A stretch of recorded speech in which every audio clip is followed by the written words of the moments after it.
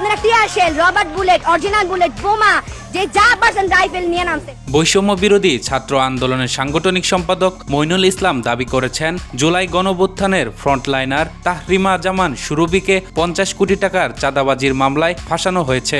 রবিবার 4 জানুয়ারি দুপুরে সামাজিক যোগাযোগ মাধ্যমে তিনি এই তথ্য জানিয়ে বলেন, বিষয়টি মূলত সুরভির সঙ্গে ব্যক্তিগত সম্পর্ক গড়ার চেষ্টা ও অনৈতিক প্রস্তাবে রাজি না হওয়ার জেরেই ঘটেছে।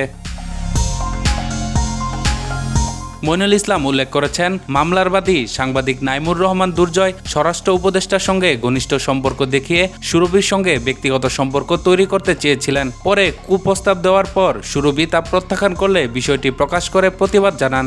এর জের ধরে সাংবাদিক নাইমুর সংঘবদ্ধভাবে মিডিয়া ট্রায়াল চালিয়ে সুরভির বিরুদ্ধে 50 কোটি টাকার চাঁদাবাজির ভুয়া সংবাদ তৈরি করেন, যা মামলাতেও উল্লেখ নেই। তিনি আরও বলেন, সুরভি গণহত্যাকারী লীগের বিরুদ্ধে ভোকাল থাকার কারণে যাচাই বাছাই ছাড়াই গ্রেপ্তার করা হয়েছে। মইনুল স্পষ্টভাবে জানিয়েছেন, তারা সুরভির পাশে আছেন এবং অবিলম্বে তার নিঃশর্ত মুক্তি দাবি করেছেন।